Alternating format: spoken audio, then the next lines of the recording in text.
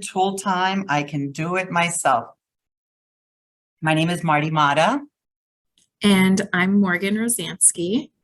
and we are two of the in-home parent trainers here at Frisco ISD. Kimberly Goshi is here with us today as well, and she's actually the one responsible for putting all of this together. And I'm going to go ahead and admit someone else that's here. So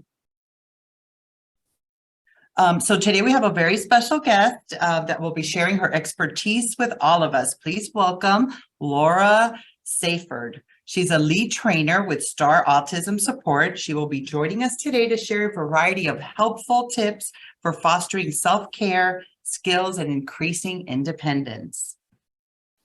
Just a reminder that this session will be recorded to send out and share.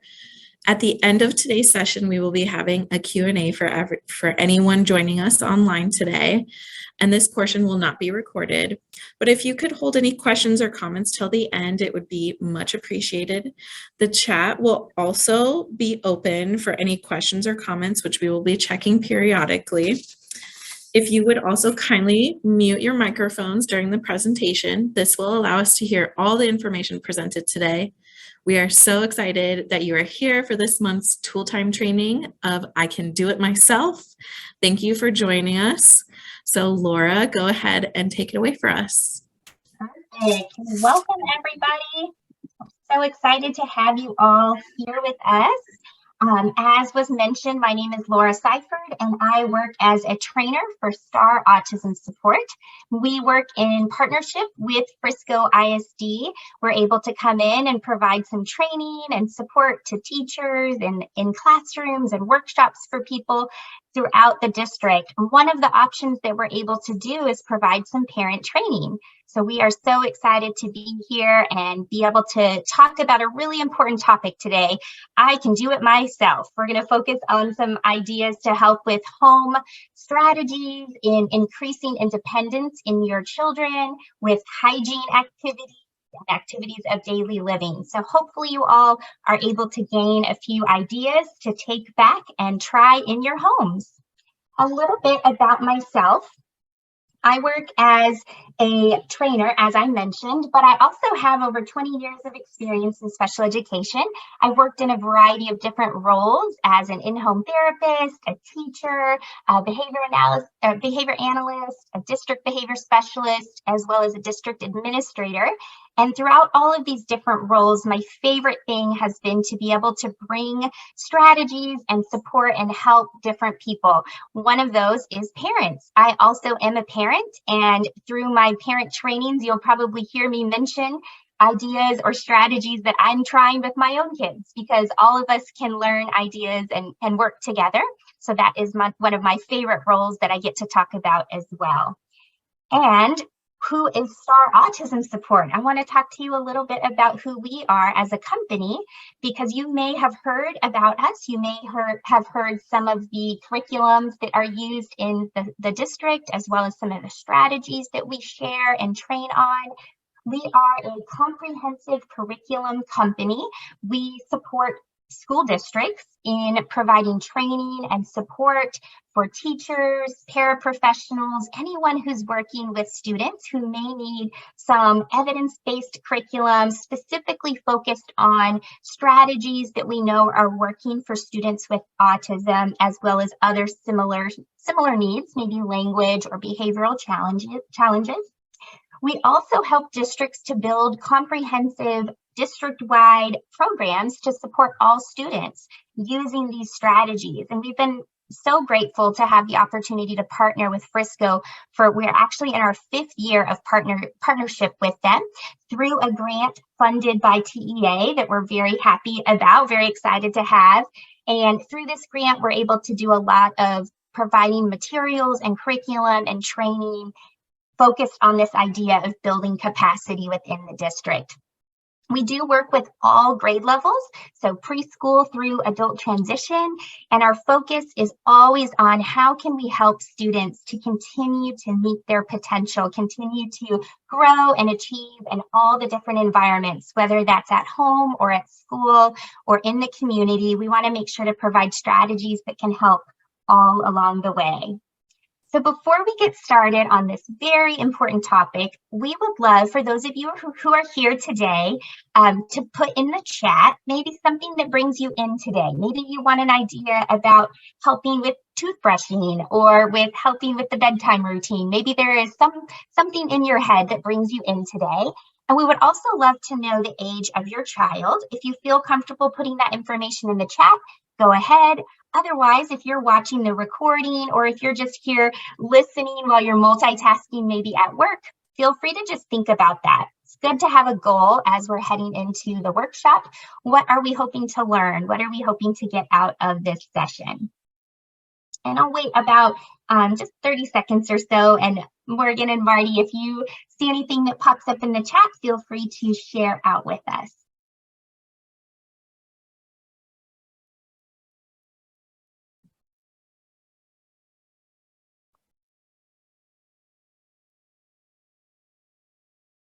Well, I shared that I am trying to learn as much as I can so that I can share that in turn with our family. So I'm so excited that you're here. Okay, Marty, thank you.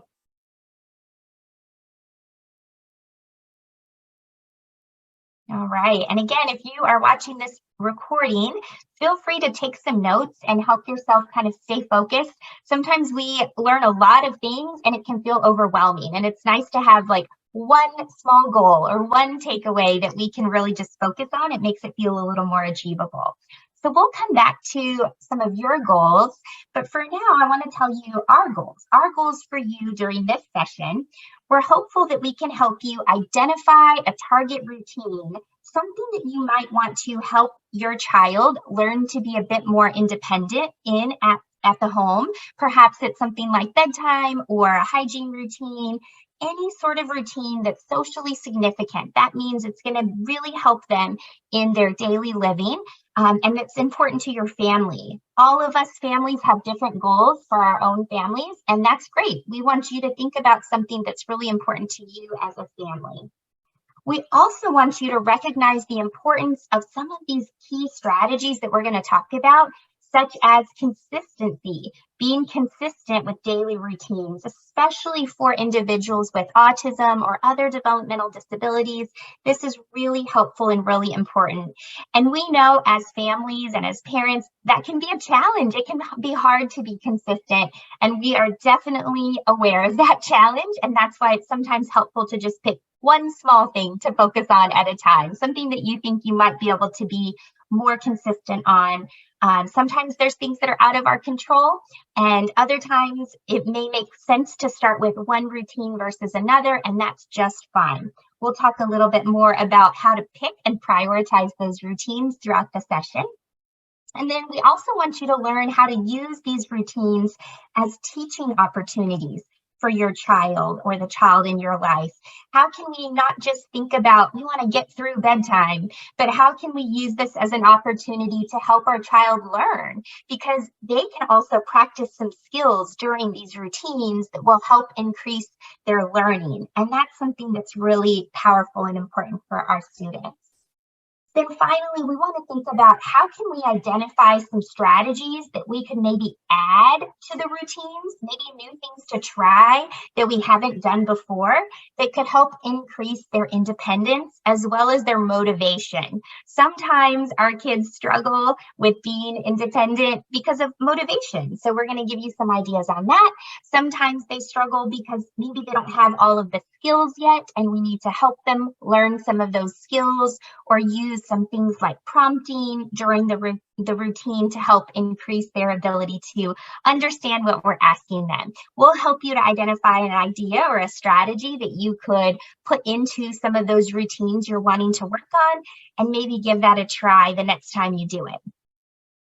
All right, so I mentioned the word routine quite a bit during that time when we were talking about what our goals are and what we're hoping to achieve. So let's talk a little bit more about what that means, because I think we all probably have an idea in our head about the word routine and what that could mean. But it can really mean a lot of things. It could mean really anything that you do on a consistent basis. And this could be things like self-help routines. So maybe you want your child to work on getting dressed or hand washing, brushing their teeth. maybe showering more independently, maybe using a menstrual pad or putting on deodorant or other activities of hygiene or some daily living skills. We also might be thinking about adding a new routine to help them gain some skills. Maybe you want them to learn how to cook a simple meal or put together a snack on their own. Maybe you want to add in a chore routine, help them to learn to be a bit more independent in helping at home. Or the idea of using a phone, or how do I occupy my free time? How do I spend leisure activity time? All of those things could be activities that we might want to add into the home for different reasons. And again, pick a routine that's important to you, that's important to your family, that helps go with the flow of the way your family routines function already. Or you may also be thinking about a community activity or a community-based routine. Maybe you want to help your child learn to be more independent in a routine like shopping or going to the grocery store, using public transportation or riding in the car, ordering at a restaurant, or even using some safety skills while they're crossing the street. There are so many options when it comes to routines. Really, it's anything that we either are already doing and we want to keep doing those things consistently, or new activities that we want to add, and we want to think about those routines in a way that's really appropriate and supportive to our child. Well, not only do we need to think about a routine to add, we also need to think about the word teaching. We want to teach our child to use these routines, and that can be kind of tricky, especially when, as an adult, some of these routines that you do in your life might be second nature. You might not even think about all of the steps that go into the routine. So, for example, getting dressed. You probably have been doing that routine a long time, and it just kind of comes to you without even thinking about it. But if you stop and think about all of the steps within the routine of getting dressed, there are actually quite a few steps there. And sometimes we have to teach each of those steps. We have to add some structure and some predictability to these routines by being consistent with what we say or with tools that we use to teach the routine. Maybe we use a visual like the one you are seeing right now on the screen to help show these are the steps, this is the order, this is the expected behavior for us to do for this routine. We want our child to know what to do, and this is really important. I think sometimes as parents, and I'm guilty of this, we focus on, no, don't do this or stop that. And that can be really hard and tricky for our child, especially if language is hard for them. And we want to instead use words that tell them what to do. So for example, step-by-step instructions, exactly what to do. Put on pants. Or put on shirt, right? Very clear verbal directions, maybe paired with a visual or paired with a model to help them understand their expectations. We also know that when we focus on teaching routines, whether those are some of those routines that we saw listed under the school column or the hygiene or the home column or the hygiene column or the community-based column, any of those routines, it's important to focus on when we teach them those routines, we teach our child those routines, we're helping them gain independence in some way, even if it's small, even if it's baby steps, right? Helping our child to learn some important self-care skills is going to help increase their opportunities for more independence down the road. Even if you have young children, even if you're a parent of a 3-year-old, it's always important to start thinking, how can I help them to gain even just a little bit of independence at a time? And so we're going to continue to think in that lens as we go through it. We also know that if we focus on teaching a routine in a really specific environment, like at home, and we give them a lot of opportunity to practice that, the next step, something else that we could try is maybe, can we do that routine in another environment? Can we practice that same thing once we've gotten it down at grandma's house? Maybe we're working on mealtime routines. And once we are practiced and doing that well at home, Maybe our next step would be to practice that at a restaurant or at our aunt's house or somebody else's house. And that can really help to continue to foster independence and prepare our child to be out in the world, be able to be more independent in a variety of situations. So let's talk for a little bit about some of the challenges, because the reality is these self-help skills can definitely be challenging.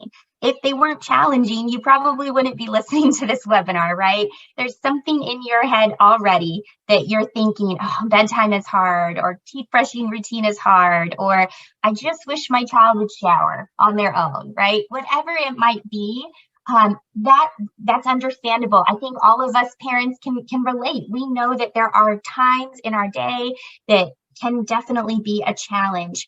And if we add in some other unique learning needs of our child, maybe your child has autism or other needs, developmental, language, behavioral needs, that may impact their ability to engage in some of these self-help skills on their own initially. It doesn't mean that they're not able to, but they might need to be taught or worked on with those skills in a little bit of a different way than maybe some of your other children have picked up those skills. So for example, if you have multiple children at home, maybe one of your children has kind of learned routines just by watching. Maybe they've learned by practice and just by lots of repetition. Well, if you have a child that has some additional challenges with language or developmental skills, they might need us to break those routines down and teach them more specifically, or give them opportunities to practice each of those steps in a bit different way than maybe their sibling. And that's okay. That doesn't mean they can't learn. We just might need to change a little bit on how we're addressing those self-help skills. The other thing that can sometimes be a challenge is maybe they aren't really imitating. They're not really watching others yet. Maybe their siblings were, maybe they were watching and learning through imitation. But just because your child hasn't quite gained the skill of imitation yet, again, doesn't mean that they can't learn those routines. We might just need to add in some additional steps or some additional teaching to help them gain those skills.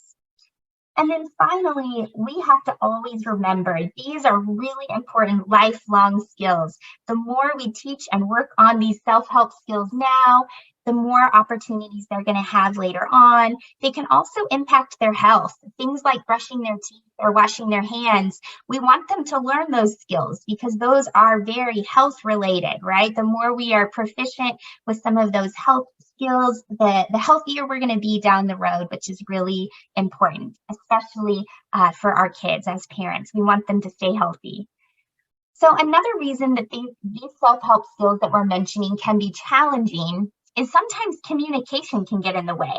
And if your child struggles with communication already, maybe they have a hard time understanding language, or they have a hard time communicating their wants and needs, sometimes adding in new things like having them learn to be independent with some self-help skills, that can be an additional challenge.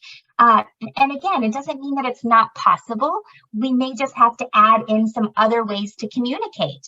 Like, again, showing a picture to convey our meaning, the meaning of what we're asking them to do, rather than just using our words. Organizing information and planning steps, we call some of these skills executive functioning skills, and those can also be a challenge, not just for children on the autism spectrum. This is a lot of us struggle with planning and organization. There's a lot of individuals that have challenges in this area, and that can also make it a challenge when it comes to self-help skills. If you think about even the idea of taking a shower, for example, there's a lot of planning that has to go into that. When am I going to take a shower? What are the things that I need? Do I need my towel? Do I need my washcloth? What are the steps? Am I going to do my hair first or wash my body, right? There's a lot of planning and organization that goes into so many of these self-help routines and home routines. And if you already struggle with organizing information or planning, that can make it extra hard. Sometimes we may have the tendency to kind of shut down when things feel hard and we don't know where to start because of that planning and execution struggle. So again, doesn't mean we can't do it. We just might need a little extra support. in getting started. Maybe writing out the steps of the routine is something that could help in that organization and planning struggle. And then finally, motivation. That can also be a challenge. And you probably have struggled with this with other children in your home or maybe other adults that you work with, right? We all benefit from being motivated. And when you don't have a lot of motivation, it's hard to want to do things, right? And so for some of our children, we have to think about this extra motivation. Maybe some of these routines that we're wanting them to do are extra hard for them because of some of the challenges we've talked about, language or planning or imitation or some of those other pieces. So maybe they're already a challenge. And as we're asking them to do them, we may need to think about adding in a bit of reinforcement or motivation to help increase the chances of them engaging in those skills, right? If we make it a bit more motivating, a bit more reinforcing for them, the skill doesn't feel quite as hard. So we'll talk more about some ideas of adding motivation in throughout our time. The other couple areas that I just wanted to mention, if you have a child in your life that has autism or other similar challenges, they may also have a preference for sameness or be very focused on repetition. And sometimes this can be a great strength, right? Especially when it comes to routines, because they may want to do the routine in the same way.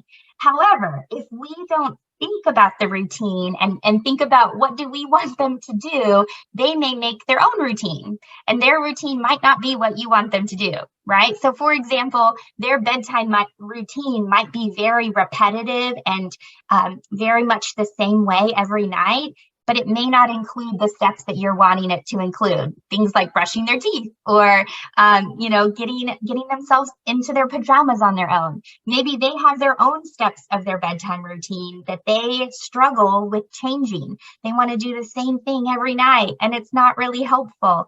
And so sometimes that preference for sameness can get in the way when we're trying to teach a new routine. But again, we want to try to think of it as a good thing, because if we teach them using a routine that is repetitive and show them the supports, they might learn it pretty quickly because they do like that sameness, that preference for repetitive behaviors. So again, we'll talk more about that, but just know that that can sometimes be a challenge when they've already created a little routine in their head. We may have to work through that. And then finally, there are a lot of sensory and motor planning pieces that come into a lot of these hygiene routines.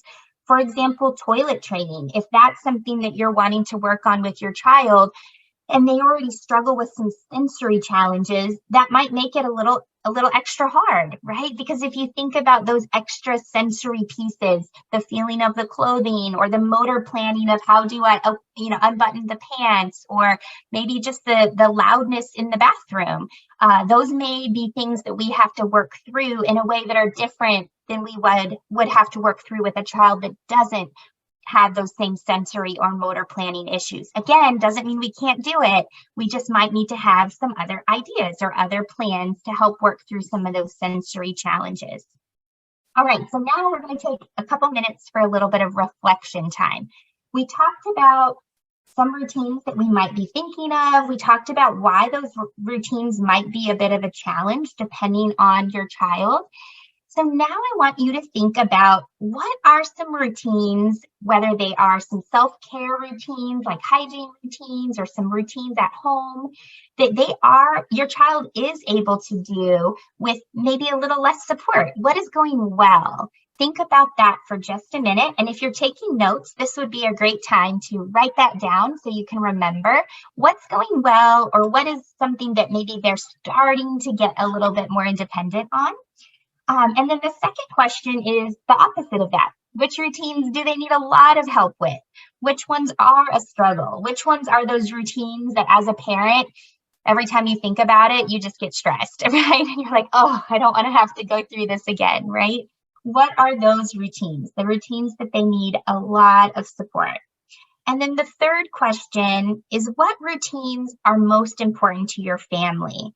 Maybe there's something that you're like, if we could get them to go out to dinner and eat at a restaurant, that would make a big difference because that's something that we as a family really like to do. Or maybe it's a routine like getting their pajamas on, because if they could do that, they could have some time over at grandma's house. And that would really help our family, right? So whatever is the most important for your family, that's question number 3. I'm going to give you about a minute to write down those thoughts.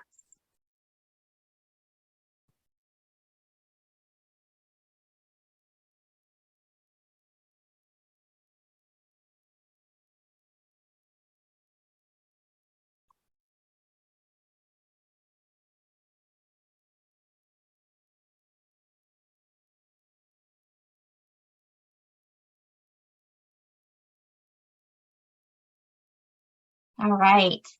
And again, if you are watching live with us and you'd like to put something in the chat, feel free to do that. We have our in-home parent trainers here that can help engage with that, or we can talk about those questions at the end during our question and answer time.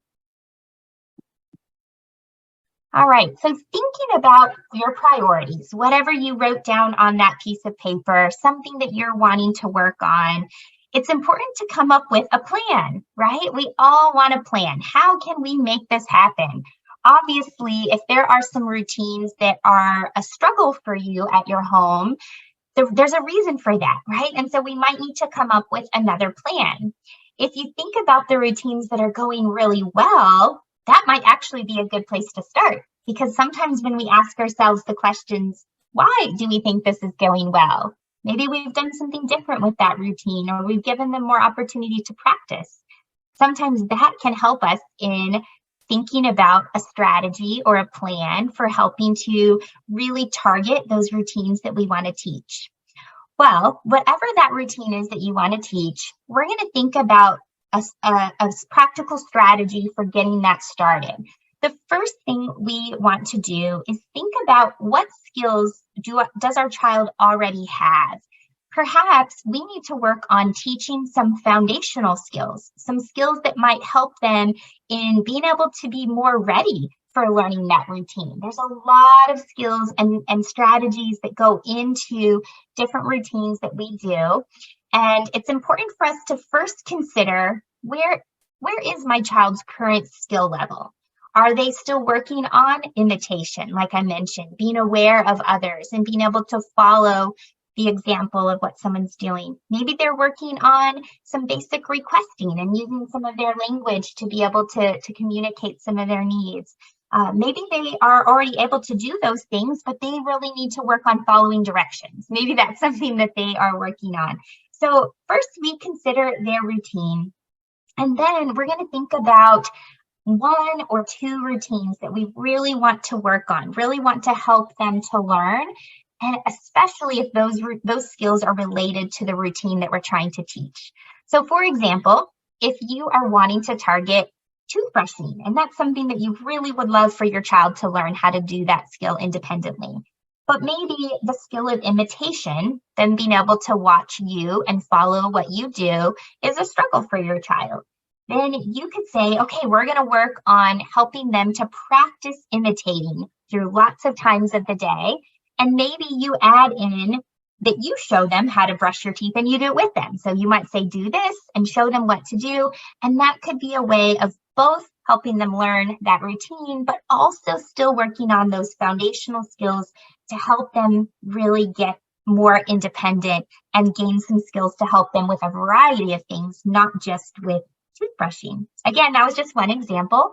Now I also want to talk to you a little bit about toileting, because that's another common one, right? We oftentimes think of, wish I could get them to be more independent with toileting, whether they're not using the toilet at all and you'd love for them to at least start the process, or maybe they are pretty proficient with being able to stay dry and go in the toilet, but you would love for them to be a bit more independent, right? Regardless of where they are with their toileting routine, this is oftentimes one that we as parents think about. We also might need to think about what are all of the steps that goes into that routine, because oftentimes there's a lot more steps than you're probably even thinking about. Sometimes we just need to practice using the toilet and going through this routine without even worrying about actually going into the toilet or staying dry. We just need to practice all of those steps because there are so many, right? Maybe your child needs to work on things like communicating. Maybe that's the struggle. They know the steps of the routine and they're able to go into the bathroom and follow it. But where the challenge comes is them being able to communicate that they need to go to the bathroom, or being able to find where the bathroom is if they're in a new location, something like that. So that's just a couple examples of, with the toileting routine, all of the skills and extra things that go into that. The other thing that we have to think about when we're trying to really teach and target and focus on a new routine, again, we have to think about all of the steps that go into that routine. It's not just as simple as use the bathroom and that's it, right? There are a lot of steps that go into it. And so a practice that I like to teach people to do, and we're going to use toileting as our example, but you might be thinking about toothbrushing or getting dressed or showering or another routine. The practice is think about all of the steps that go into that routine and write them down. When you actually do that, it's kind of eye-opening to really see, wow, there are a lot of steps. There are a lot of skills that go into this whole big routine. And once we're able to really see that, that's going to help us to come up with a plan for how we can help our child to be more independent. So let's look at toileting. If we were to break this down into steps, we might do something like this. And your routine might look a little different, and that's okay. But step one might be communicate the need to go, then enter the bathroom, pull down pants, pull down underwear, stand or sit at the toilet, go in the toilet, eliminate in the toilet, get toilet paper if that is pertinent, wipe with toilet paper, throw the toilet paper in the toilet, stand up or move away from the toilet, pull up underwear, pull up pants, adjust clothing, flush the toilet. Then there's the whole hand washing routine, right? Like even more steps that follow after that. Wash hands, leave bathroom. Whew, that's a lot of steps, right? Again, it's not as simple as just going to the bathroom. This one here is 16 steps. We could have actually made it a lot longer if we added in all the steps for washing hands, or we added other steps in there that maybe were kind of grouped together with some of these steps. And so again, just being mindful of all of those steps can be really powerful and eye-opening when we're thinking about how do we want to get our child to learn these steps. The other really important piece, when we go through this practice, this step-by-step process of thinking, okay, what are the steps? I'm going to write them down. When you actually go through and do that, it's going to help you to be more consistent with how you do this routine with your child too. Because there are a lot of routines in our lives that we could do in a variety of different ways. Maybe not every step, right? Obviously, you have to pull down your pants before you go to the bathroom. We all know that's always going to be a step that comes before. But there are some different options. So perhaps maybe you flush the toilet after you wash your hands, or sometimes people do different things in different orders. And if we remember that our children oftentimes really thrive when we do repetition, when we follow the same order and the same structure, it is important for us as caregivers, as family members, to think about the steps so that we can do them the same way when we're teaching those routines. That's going to help our child to learn more quickly and to learn to be more independent just by having the steps written down and being consistent with how we're interacting with that routine. Then the other thing we have to think about is all of those foundational skills that I mentioned. So not only are there a lot of steps in the routine, but there are also a lot of skills that are important for us to have to be able to do those steps more on our own. And we could spend a lot of time talking about foundational skills, but I don't want you to get overwhelmed here. I just want you to be aware that there are a lot of really important skills that we can keep working on even during other times of the day or throughout our child's life that are going to continue to help them in different independent living skills that we are working on. The first one, when it comes to foundational skills for toileting, is joint attention. We know that this is really a challenge for a lot of our students, especially those on the autism spectrum. But it is a really important skill. So for example, when we are able to get our child's attention and have this ability to share what we're looking at or what we're doing together, that can be really helpful in us being able to show them what we're asking, right? That to do, being able to tell them that behavior that we're expecting of them. So for example, we want them to look at us. When we say, let's go to the bathroom, right? We want them to kind of look towards the bathroom and know that we're getting their attention, trying to get them to follow us. But that can be a bit of a challenge for some of our kids who struggle with joint attention. So here are a few little tricks on ways where you can work on increasing joint attention with your child.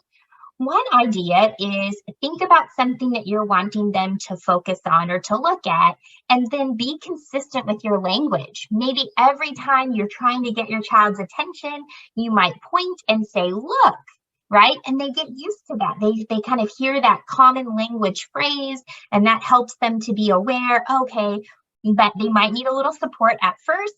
We might need to provide some extra help, and then we can immediately label and give feedback. Good looking, right? You looked, and really help them to understand toilet paper. This is toilet paper, right? Whatever we're trying to get them to look at and to share that joint attention with us, we might need to just be a bit more intentional about trying to get their attention first, rather than just assuming they're listening or assuming that they're focused on what we're focused on, because sometimes they're not. Sometimes they're maybe looking elsewhere, and that can be a challenge when we're trying to teach a routine. So that is one idea, thinking about the idea of joint attention. And then another skill that's really important, not only in toileting, but in all sorts of activities of daily living, is imitating a model. I mentioned this earlier in some of our earlier slides, that imitation can oftentimes be a challenge because some of our children with autism or other similar challenges may not have this skill yet, or maybe working towards this skill. This idea of being able to copy steps of a routine or skills that someone else is demonstrating. And so again, we might need to just think a little differently about how we work on getting them to imitate us. We might need to add in a common language phrase like do this, and show them what we want them to do, and then give them a lot of opportunities to practice that throughout the day, throughout the routines. So here's how we could do that. We could say we want to work on getting them to copy us, to follow our model during different routines or during different times of the day. First, we're going to identify what we want them to do. And then we're going to use that common language phrase, do this, and model the action. Maybe it's getting them to rub their hands together more. Maybe that's a skill that they kind of struggle with. And instead of you having to step in and do it for them all the time, maybe we're going to really try to work on that idea of helping them to imitate and follow a model. And we could do that by providing that phrase, do this, and showing them what to do, giving them a lot of repetition and extra time to practice imitating throughout the day so they get really aware of that. And then giving them, again, that feedback. Washing hands, good job labeling what they're doing, giving them an opportunity to see that's right, that's correct, maybe provide some motivation there, you did it. And then again, continue to provide opportunities for them to practice throughout other times of the day. Here's a few other ideas for some foundational skills that maybe your child could use some practice with. Identifying objects. If you think about these activities of daily living, and we're talking about toileting right now, there are a lot of objects that are used during these routines. So for example, toilet paper. Do they even know what toilet paper is, right? The word toilet paper, or that is toilet paper. And so this could also be a skill that we might need to increase, that we might need to help them to learn. And that could be just learning the names of the items that are in that routine. And the same thing could be applied to all the other routines that we're talking about. If we're trying to get them to eat at the restaurant, maybe we need to work on the labels of fork and spoon and cup, right? If we're working on the routine of toileting, maybe it's things like toilet and toilet paper and soap and all of the objects that are a part of that routine. And so there are some ways that we can, again, bring in that idea of practice, using some common language and some opportunities to teach our child that will help them to gain some skills to help them be a bit more proficient in that routine. What we could do is we can help them understand the names of some common items. We might verbally label those items that we see, right? Shoes, toothbrush, right? As we are trying to get them to look and identify those objects. Maybe depending on your child's language, you could encourage them to imitate if they have that language skill of being able to imitate some language. Maybe, this is toilet paper. What is this toilet paper, right? And giving them some opportunity to practice that. Or maybe you could pair with visuals as you're teaching them to get the toilet paper. Maybe we show them a picture of toilet paper and they start to see that connection. This picture is the same thing as this thing right here. That could be another way to help increase their understanding of vocabulary and of objects or different actions that are a part of that routine. And this is a really important step. I think a lot of times we think about the idea of maybe putting a picture up or putting a little step-by-step structure in place. But if they don't understand what those visuals mean, it may not be as helpful as we were hoping it is. So again, we might need to take a few steps back and really point those out and really give them an opportunity to learn what those objects or actions are, so that again, we can hopefully take a little step back and just keep those pictures there and not have to tell them all the time, but then they can use those pictures once they understand what they are. A couple other skills that we're going to talk about. Here's one, and that's following directions. This one, I think all of us parents want our kids to learn to be a bit more proficient at following directions, right? We know that there are a lot of directions that can be given and that are a part of different routines. Maybe we're trying to tell them what to do during their routine, but if they don't have the skill of being able to follow directions, that may be something that we need to work on. Or maybe we need to work on some prerequisite skills to help them get there. So for example, we could go back to that imitation idea and just show them what to do instead of telling them all of the time. Maybe they need us to do that. But if your child is ready for this and they're ready to start following some directions, again, we're going to first figure out what we want them to do, that to do, not that not to do. What do we want them to do? And then we need to think about the words that we're using. This can be hard. We want to use simple and clear directions to really make sure that we're getting our message across in a way that's very easy to understand, not using too many extra words that aren't necessary, right? So if we're trying to say, get toilet paper, we can just say that, right? We don't need to have a big dialogue or a big discussion about how much or where to, how to do it or pull it this way, right? We might just need to be really simple and clear with our directions. Our goal is to eventually fade those directions out so they can learn that routine. But we might need to work on following directions to help them to learn to be more independent first. So it's okay if we need to give them a little extra help. But again, think about the words that you're using because we want them to try to really understand what we're asking them to do and make that connection between they asked me to do this, I did it, that's right? That's correct. That's what I was supposed to do.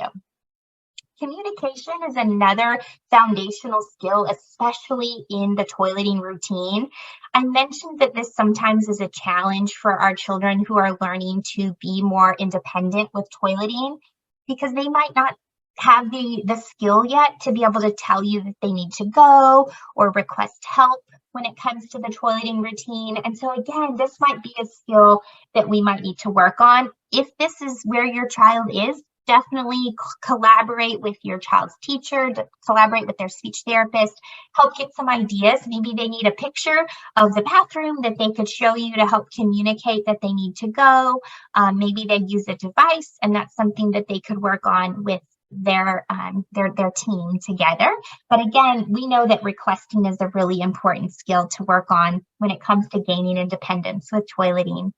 And then finally, motor skills also can be really important when it comes to getting our child to be more independent in the routine of toileting, but in the routine of lots of hygiene skills as well, because there are a lot of different steps that we might need to use some of our fine motor skills on, things like pulling up our pants or buttoning our buttons.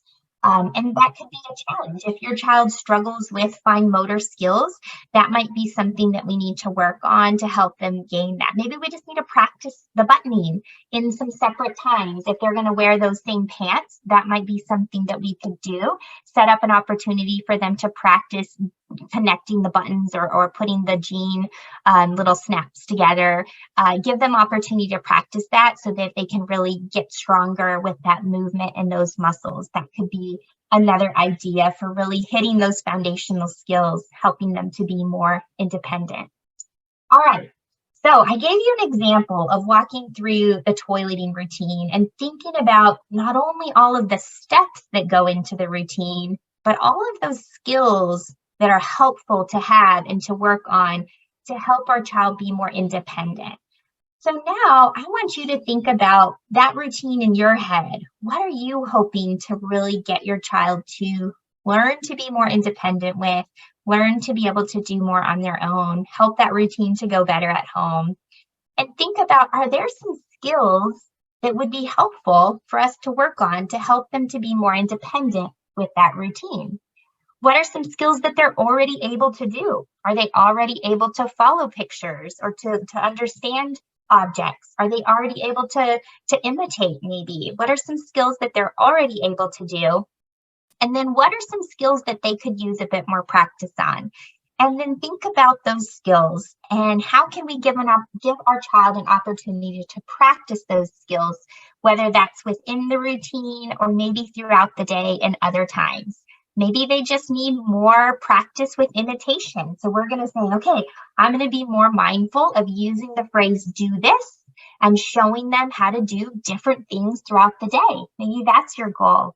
Or maybe it's continuing to work on their communication, right? Whatever it is, think about a plan, think about a skill to practice and a way to practice that skill throughout the day. And I'll give you just a little bit of time to finish writing your plan.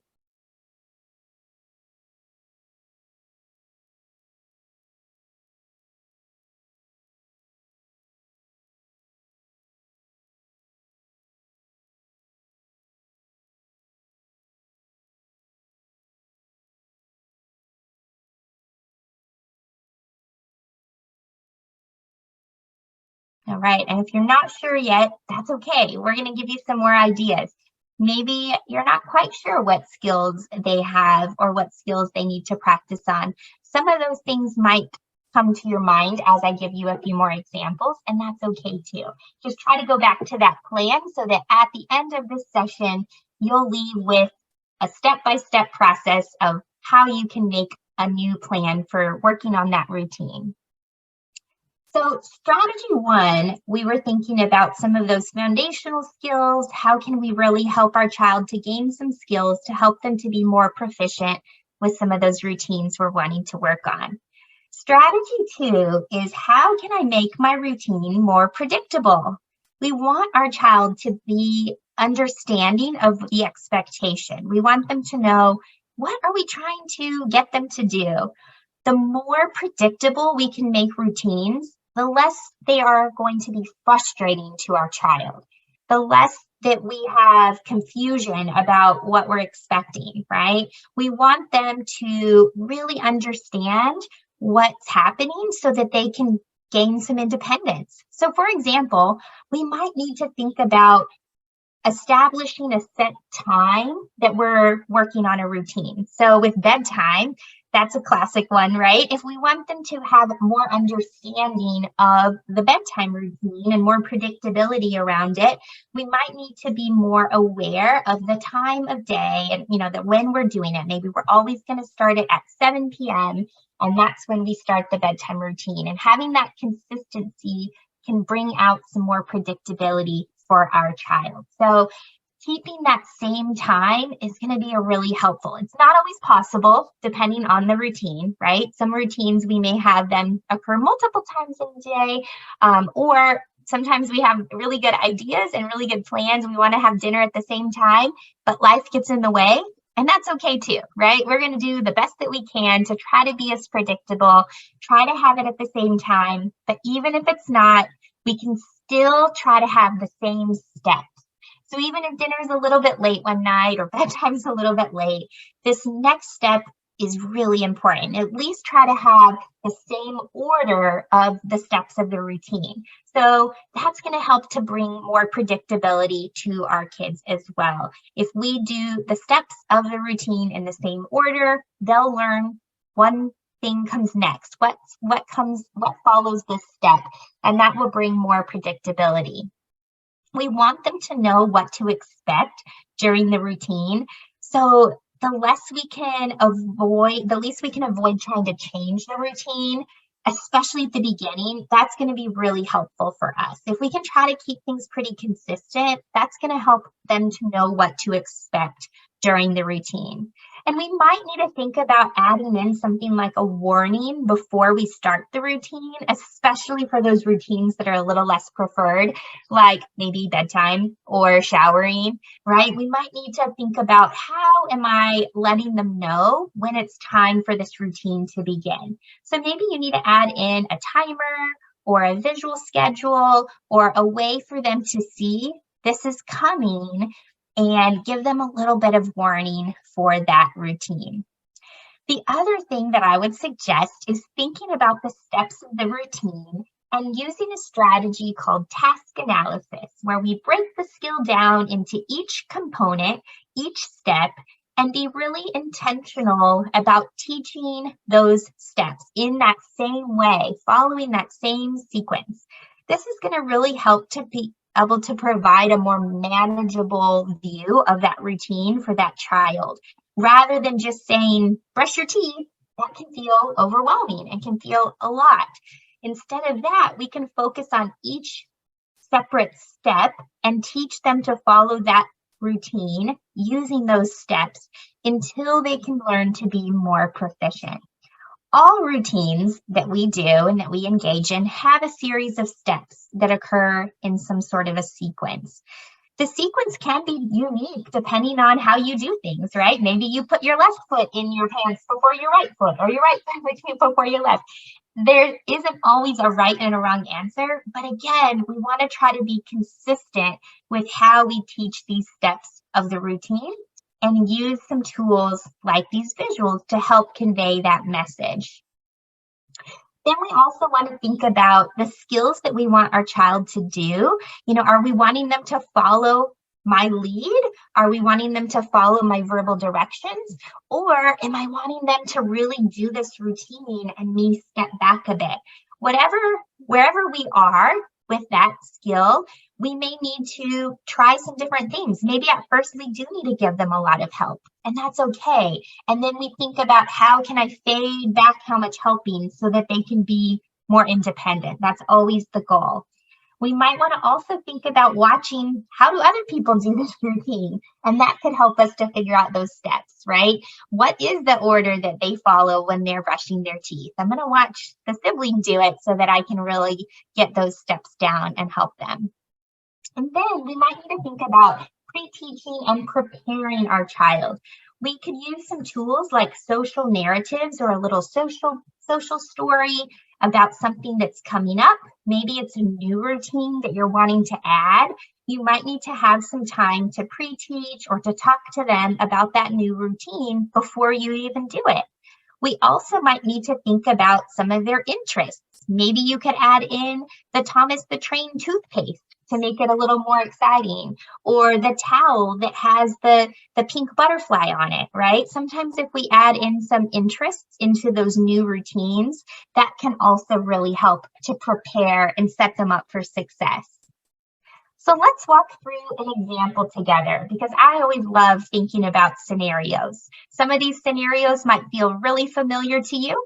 Some of you may not struggle with them, but we can always learn together and give some ideas for some strategies that we're working on, whether it's showering or another routine.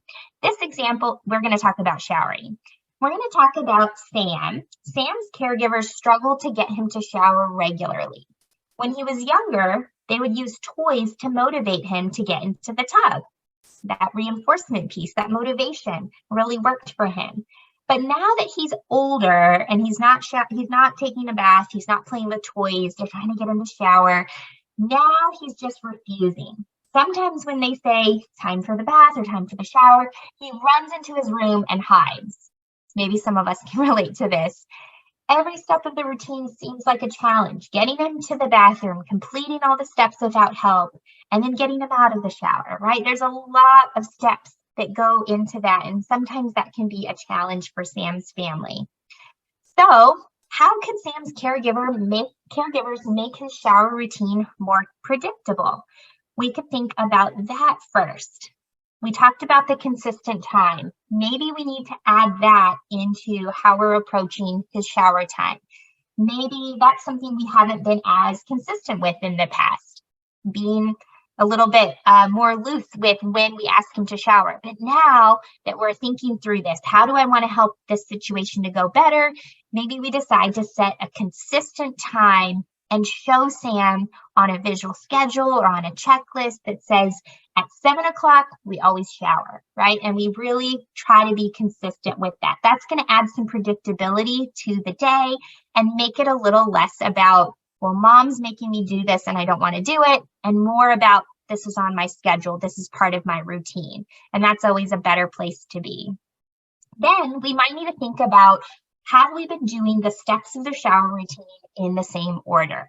We might need to think about how we're teaching those steps and be a bit more consistent with the order of those expected behaviors.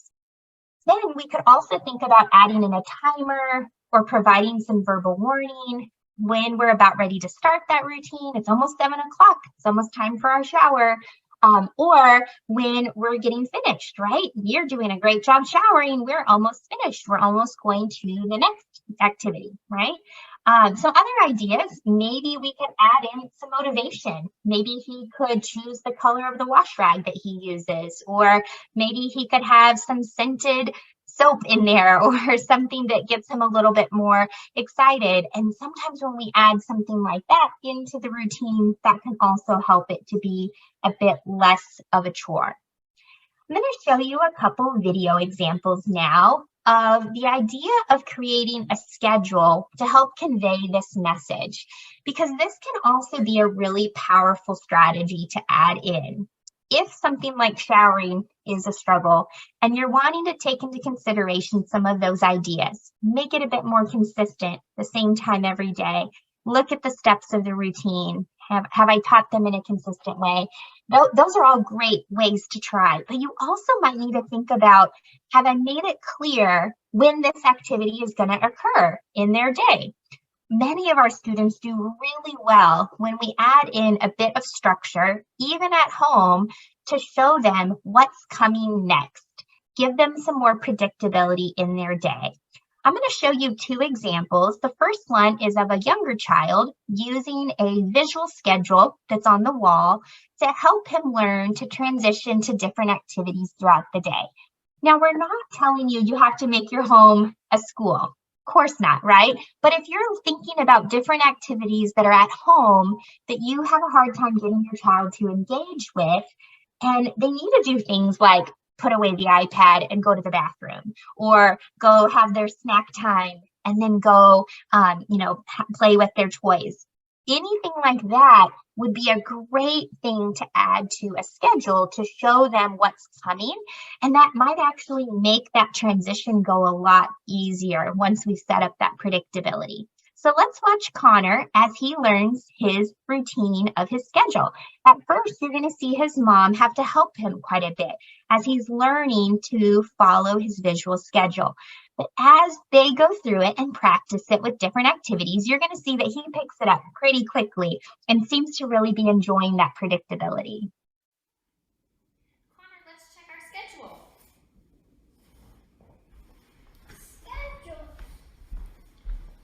Let's check the schedule. Connor, right here. Snack.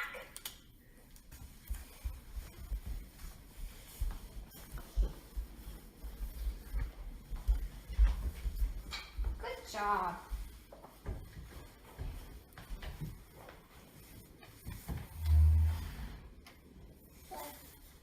All done with snack. Let's check our schedule again.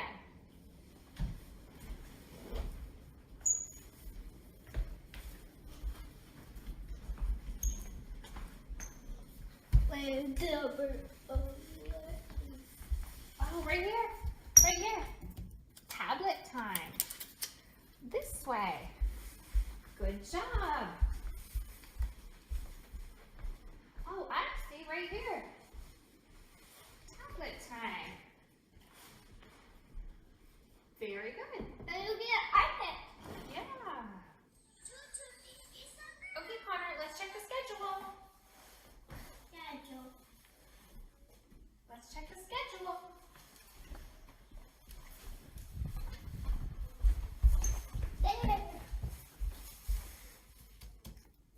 Bathroom. Good.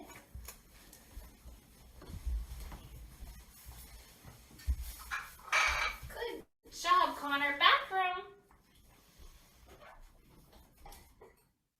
All right. I love that example because we even see him transition from his iPad to the bathroom, right? iPad's probably a preferred activity, and oftentimes it is a challenge to get our kids from preferred activities to do things like go to the bathroom and engage in those hygiene routines.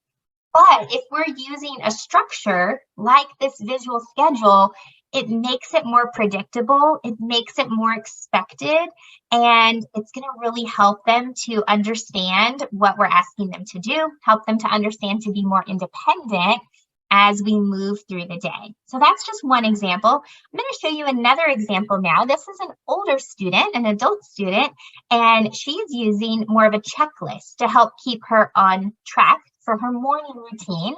And in her morning routine, she has to take some medicines at different times, and her caregivers are trying to help her to learn to be more independent with that. So they don't always have to be monitoring that or telling her, when to do it. So they're using this idea of a visual schedule in the form of a written checklist. So let's watch this next example.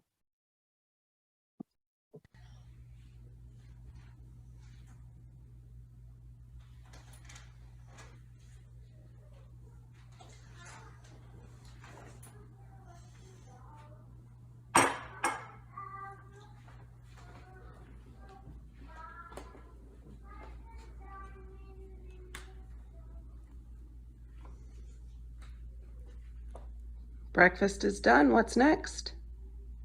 2 pills. 2 pills. What do you need? I want a pill. Do you need some help? Yes. Okay, I'll help. Thanks for checking. Okay, so sometimes even just adding in a skill like ask for help can be a great way to teach them to be more independent and again, help them to learn to be an advocate or ask for the things that they need. So those are 2 examples of adding a bit more structure to help increase their independence. Now let's think about those routines that maybe you are hoping to work on, maybe something you wrote down or that's in your head. What could you do to add some more predictability to that routine? Maybe you need to think about the time when you're going to be working on that routine. Maybe you could add in an idea like one of those visual schedules to show more when it's going to happen, when it's coming, help them to learn to transition to that routine a bit more independently. Or maybe you need to think about the steps of the routine, that task analysis, that breaking down the steps into each component and be a bit more consistent, more predictable with each of those steps. Whatever the idea is, definitely give it a try. Write that plan down and say, okay, I'm going to try this. Maybe we need to provide that warning, that idea of the timer before it's time to start. Pick one idea to try. I know many of us are tempted to try all of them at the same time.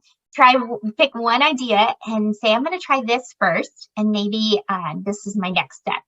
And go ahead and write that down if you're taking notes or think about that in your head.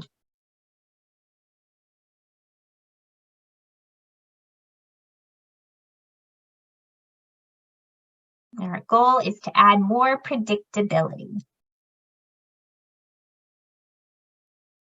All right, and similar to the predictability piece, strategy 3 is making sure that we're limiting distractions and having everything organized and set up for success. So, reminders. We're trying to help convey the message of what to do to our child or the child in our care. And we might need to say things like, get your toothbrush, or be very specific with cueing them to do an expected behavior. However, if they are distracted doing something else, or they're not giving us their attention, they're going to really just learn to zone us out and not listen, right? And that's not helpful for anybody. That's not helpful for our frustration level. That's not helpful for them learning to be more independent. And so it's really important to make sure that we set our situation up for success. And we can do that by making sure that we're limiting distractions. Maybe the TV is not on at the same time we're giving an instruction. Maybe they are really, everything in the area is kind of limited materials-wise, so they can really see the objects that we're wanting them to engage with. Maybe on the sink is just the toothbrush, right? That would be setting them up for success when we say, get toothbrush. It's right there. It's a lot easier for them to be able to do that because there's not a lot of distractions around there. Remember, that also goes for limiting, or that also can apply to limit distractions to yourself too. And I'm guilty of this as a parent, right? We're always doing 1,000,001 things as parents. And if we're really wanting to teach and focus on that routine that we're wanting our child to learn to be more independent, it's going to be helpful for us to put our phones away or to put our work aside for just a minute as we really try to be present in teaching them the steps as well. So trying to limit our distractions is going to help during that time in a way that just as much as it is helpful for our child. So again, help your child focus on the steps of the routine, the step-by-steps that we talked about, by not having a lot of things in the environment, not having a lot of extra distractions. So we might want to remove those items or direct their attention to the important cues. Look before we start, really get their attention. And then we could also think about, are we making those materials easy for them to access? If the toothbrush is hidden away in the cabinet, kind of up high, and they always have to ask for it, it's not going to be setting them up for success as easily as it would be if it was maybe just sitting on the counter in a cup that they could easily pull out, or something just as easy. We also could think about adding in some choices. That sometimes helps with these routines, but sometimes if we have too many choices, that could be overwhelming. So if we have 27 options of toothbrushes out on the counter and we say, pick a toothbrush, that might be too many, right? But if we say, do you want to use your electric toothbrush or your regular toothbrush, that might be more doable, right? Setting them up for success, keeping it organized, keeping those distractions limited is always a good goal. So let's think back to Sam. We remember from our little scenario that Sam was struggling with showering. So here are some ideas that Sam's family could plan to limit distractions. Before they even start the shower routine, they could make sure that the TV is off, right? If the TV is on, even if it's just background, sometimes that's really distracting and it's hard to get our child's attention. I know we have to focus on that at my house a lot. I have boys in my home, and if there's a sports game on, oftentimes their attention is pulled and it's really hard to get their attention. So turning off the TV first before that routine starts can be a really good way to limit those distractions, get them focused on what's coming. We might want to think about putting away any other distractions, maybe having them put their phone away or whatever, their tablet, put their tablet down. Place all those showering materials in a really accessible, easy to grab place. Maybe you use a shower caddy so Sam could just grab his materials and they're right there. He doesn't have to go search for them. We could add in some of those choices that I mentioned, maybe just a couple choices of soap or washcloth, add in a little bit of motivation there. And then make sure that we're available to help to try to encourage that success. We want the routine to be successful, right? That's going to help them to be more likely to engage in that routine without a lot of struggles the next time. So we have to sometimes find that balance between how much help, but also still being available, right? We don't want to let them fail and have them really practice this negative experience. So if they need something, we could be there to help, but we might want to think about teaching them how to get our attention, right? How do I get some help from mom if I need it, or from dad when I can't find the soap or something like that? So some ideas on providing choices. I talked about things like different types of toothbrushes or flavors of toothpaste. With showering, we might choose shower or bath. We might choose, do I want to use the shower gel or the soap, or different scents or different types of washcloths, right? But again, being careful, if we provide too many choices, it might get overwhelming. So maybe limiting our choices, really helping them to attend to what we're working on, that's going to really help set them up for success. All right, I'm going to show you another video example. We have a couple more slides to get through, and then we'll save some time for questions at the end. This is an example of a mom teaching her child to set the table. I mentioned when we talked about our list of different routine ideas that you might be thinking of a routine that you're trying to teach or add to your day, something like a chore. So here is an idea of setting the table.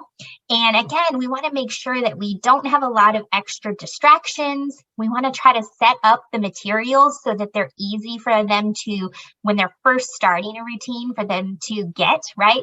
So you're going to see that this mom has set the silverware out and the napkins and the placemat. So it's really easy for them to gain that success in starting this new routine. Okay, Jack, set the table.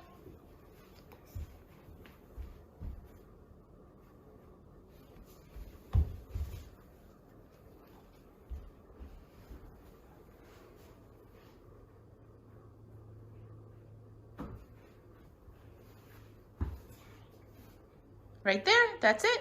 You did it.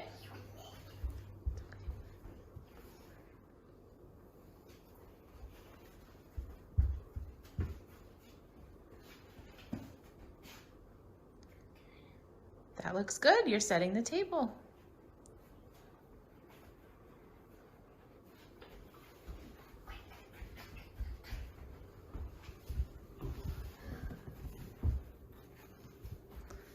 Get the forks.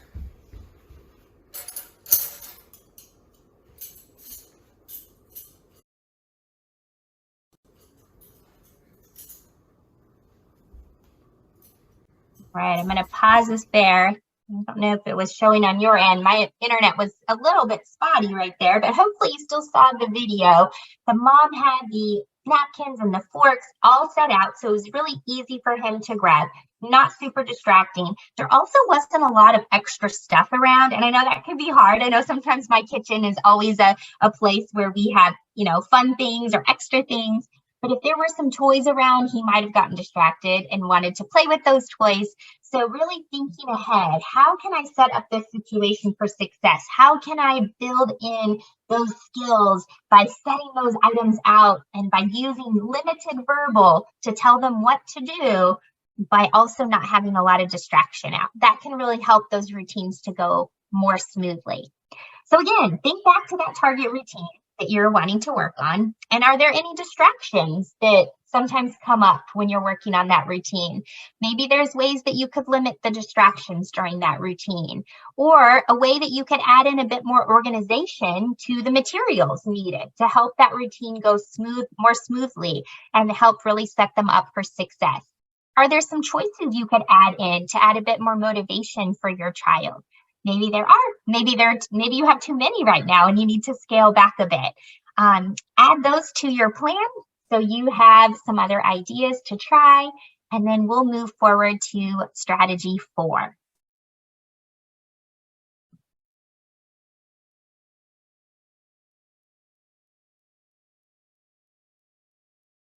All right.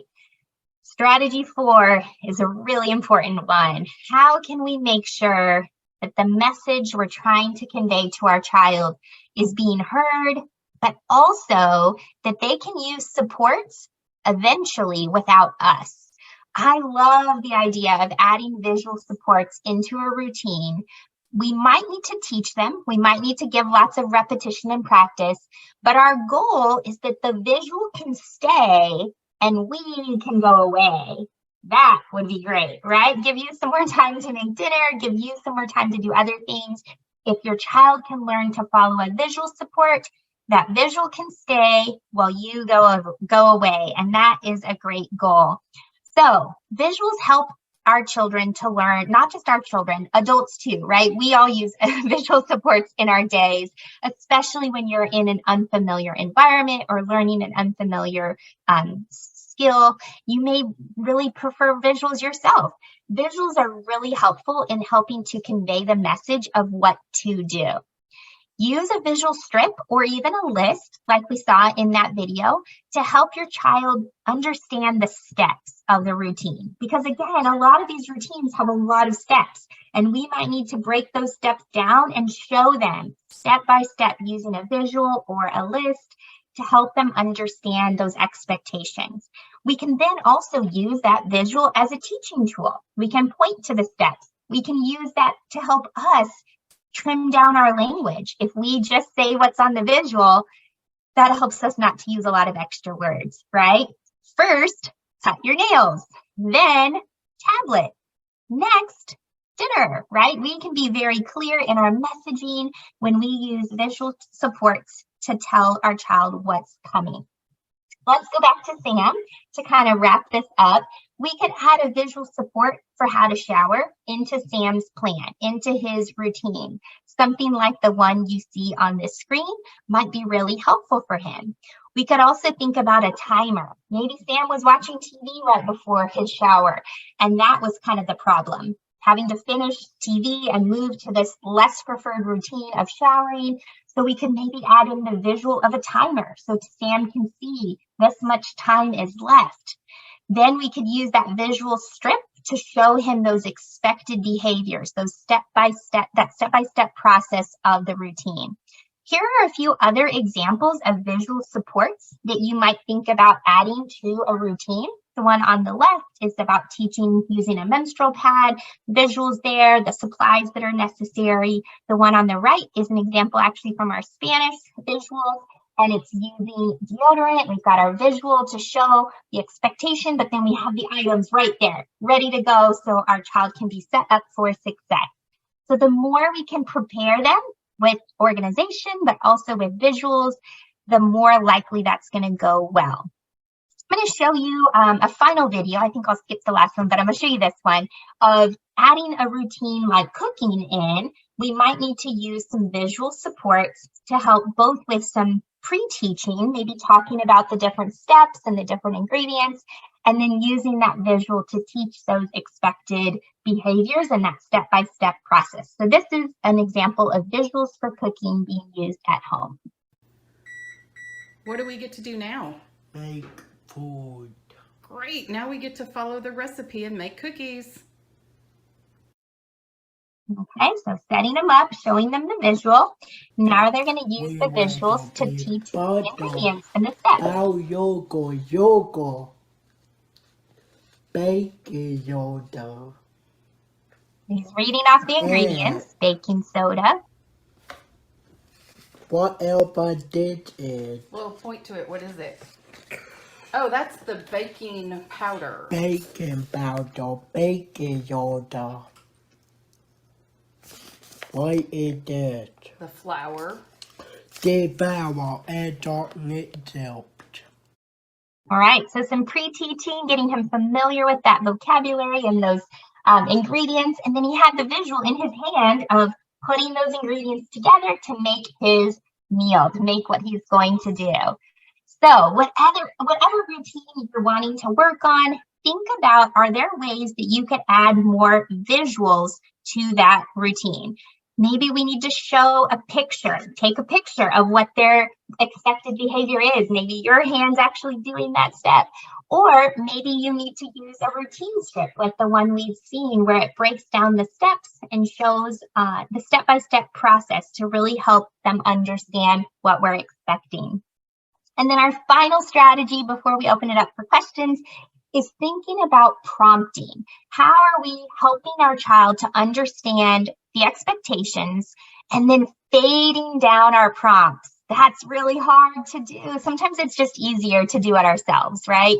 Sometimes it's just easier for me to put my kids' shoes on and not stress about it. But our goal is always, how can we help them to learn to be more independent? And so sometimes we might need to start with a lot of prompting. We might need to use some simple and clear prompts and say, do this, and show them what to do, or use that visual, or even come in and help with a little bit of physical prompting to show them what we're trying to do.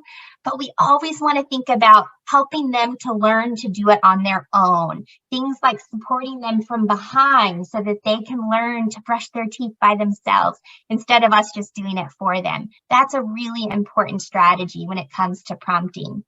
Our goal is always to try to use the least amount of help that's necessary for them to be able to be successful, and then provide a lot of feedback. That's right, good job. Even if they're needing some help, we want to show them that's the correct way to do it.